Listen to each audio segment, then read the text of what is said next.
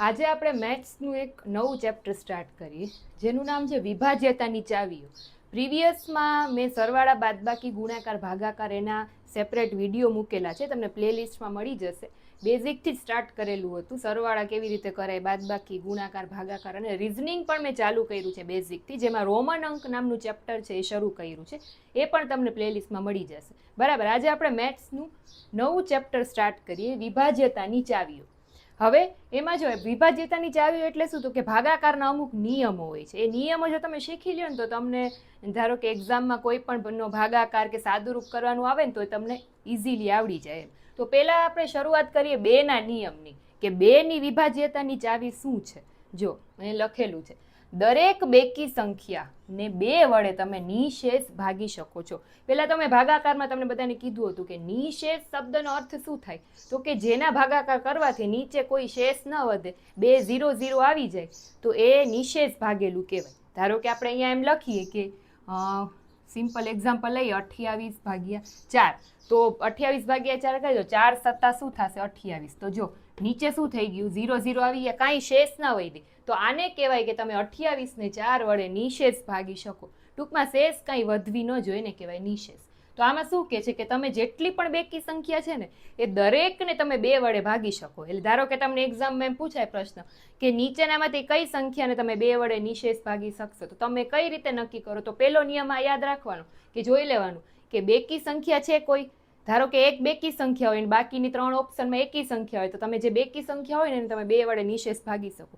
બેકી એ કોઈ પણ બેકી સંખ્યા હોય, 12 છે, 16 છે, 18 છે, કે પછી 3 આંકડાની સંખ્યા લઈ લ્યો, કોઈ પણ બેકી સંખ્યા હોય, 428 છે, એને તમે નિશેષ 2 વડે ભાગી શકો, કોઈ શેષ વધે નહીં. આ પહેલો નિયમ 2નો, પહેલી ચાવી 2ની. બરાબર, સમજાણું આટલું. બીજું તો કે જે સંખ્યાના એકમનો અંક છે એ 0, 2, 4, 6 કે 8 હોય.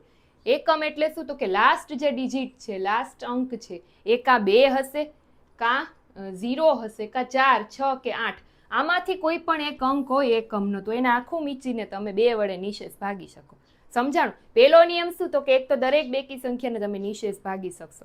બીજો નિયમ શું, તો કે જે સંખ્યાના એકમનો અંક, દશકનો નહીં જોવાનો, એકમનો અંક છે એ આટલામાંથી કોઈ પણ એક આંકડો હોય, 0 હોય, 2 હોય, 4 હોય, 6 હોય કે 8 હોય.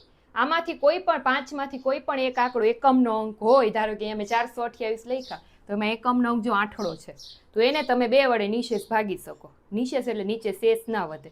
સમજાણું. પણ આના સિવાયનો આંકડો હોય તો એને તમે ન ભાગી શકો 2 વડે. જો એક્ઝામ્પલ પણ મેં લીધેલા, જેમ કે 428, એને તમે 2 વડે ભાગી શકો. ચાલો આપણે ભાગાકાર કરીને જોઈએ. 2 દુ 4, 4માંથી 4 જાય તો 0, ઉપરથી ઉતાર્યો બગડો. હવે 2 એકુ 2, 2માંથી 2 જાય 0, ઉપરથી ઉતાર્યો આઠડો. 2 ચોક 8, 8માંથી 8 જાય 0 છે, 0 0 આવી ગયા. ટૂંકમાં તમે 428 ને 2 વડે નિશેષ ભાગી શકો. શું કામ, કેવી રીતે ખબર પડી, તો કે એના એકમનો અંક શું છે, આઠડો છે. સમજાણું. અને એ બેકી સંખ્યા પણ છે, બંને નિયમ એમાં લાગુ પડે છે. બીજું અહીંયા લખ્યું છે કે 433. હવે પહેલા તો એ એકી સંખ્યા છે એટલે એને 2 વડે ન ભાગી શકો. બીજી રીતે જોવું હોય તો એના એકમનો અંક શું છે, 3 છે. આમાંથી એકેય છે 5માંથી, 0, 2, 4, 6 કે 8 છે નથી, શું છે, તગડો છે, એટલે આને તમે 2 વડે ન ભાગી શકો. ટ્રાય કરી લઈએ આપણે. જો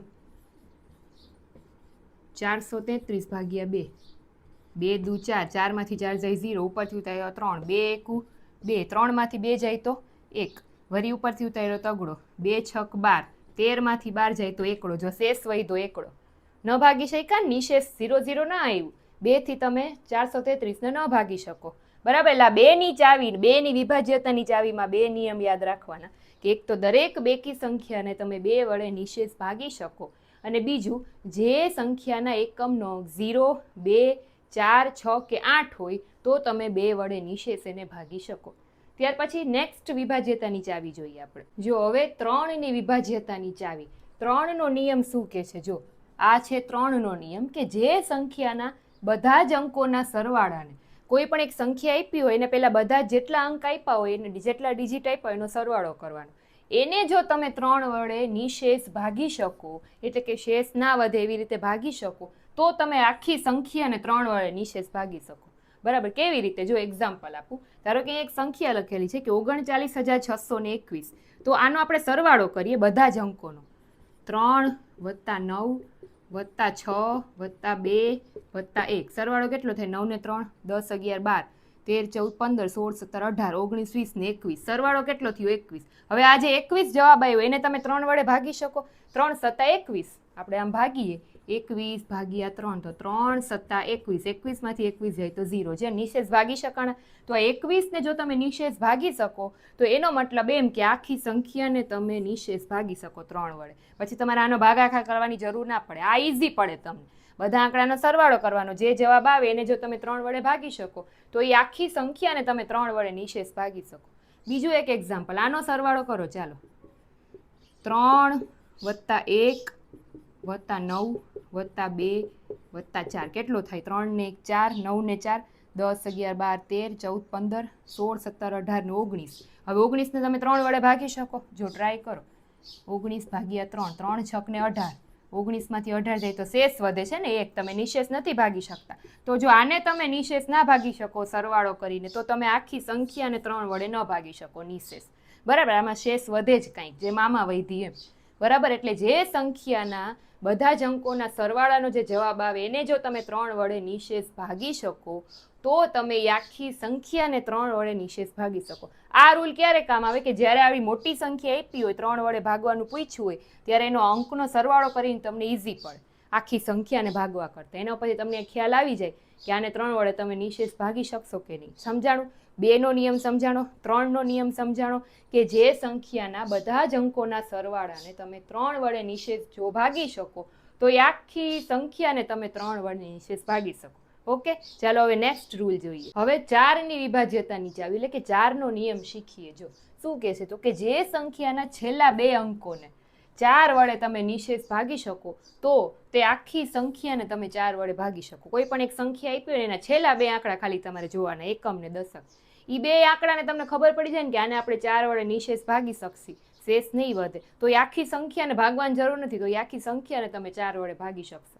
બરાબર, જો એક ઉદાહરણ લઈએ. અહીંયા છે 4824. તો છેલ્લા 2 આંકડા કયા છે? એના 24. તો 24 ને તમે 4 વડે ભાગી શકો. 4નો ઘડિયો આવડતો હોવો જોઈએ. 4 6 24.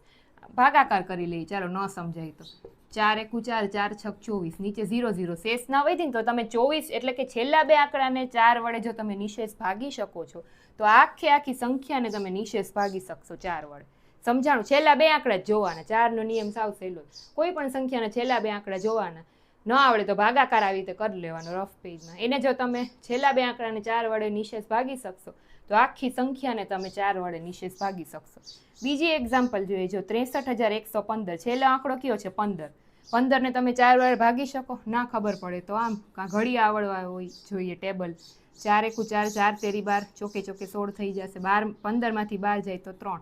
તો તમે 15 ને 4 વડે નિશેષ ન ભાગી શકો તો આખી સંખ્યાને તમે નહીં ભાગી શકો. ખાલી ભાગાકાર કરવા નહીં બેસવાનું. છેલ્લા 2 આંકડા જ જોવાના. આ તમે ટ્રાય કરી લેજો. 4824. ચાલો આપણે કરી જ લઈએ.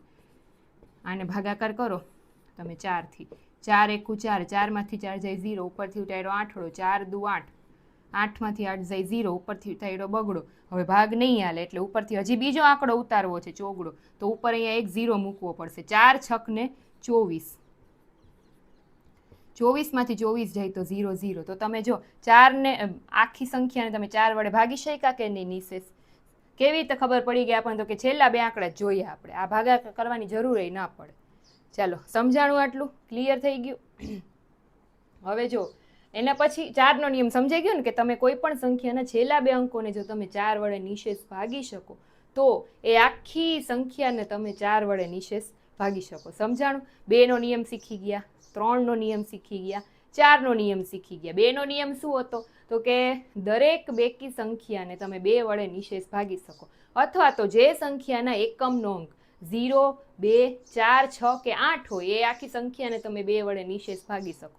3નો નિયમ શું હતો? તો કે તમે જે સંખ્યા આપી હોય બધા જ અંકોનો સરવાળો કરવાનો. એ સરવાળાનો જવાબ આવે એને જો તમે 3 વડે નિશેષ ભાગી શકો તો એ આખી સંખ્યાને તમે 3 વડે નિશેષ ભાગી શકો. અને 4નો નિયમ શું આવ્યો? તો કે જે સંખ્યા આપી હોય એના છેલ્લા 2 અંક એકમ દશક જોવાના. એને જો તમે 4 વડે નિશેષ ભાગી શકો તો એ આખી સંખ્યાને તમે 4 વડે નિશેષ ભાગી શકો. સમજાઈ ગયું? 2, 3 અને 4નો નિયમ. હવે આગળ વિભાજ્યતાની બીજી ચાવીઓ આપણે નેક્સ્ટ વિડીયોમાં જોશું. ત્યાં સુધી જે લોકો નવા છે એ લોકો ખાસ ચેનલને સબસ્ક્રાઈબ કરી લેજો. આગળનું ચેપ્ટર તમારે મેથ્સનું જોવું હોય તો એ પ્લેલિસ્ટમાં મળી જશે, જોઈ લેજો. રિઝનિંગનું પણ ફર્સ્ટ ચેપ્ટર તમને મળી જશે, રોમન અંકનું, એ પણ જોઈ લેજો. બરાબર છે ને? આ સિરીઝમાં મારી સાથે જોડાયેલા રહેજો. Thank you.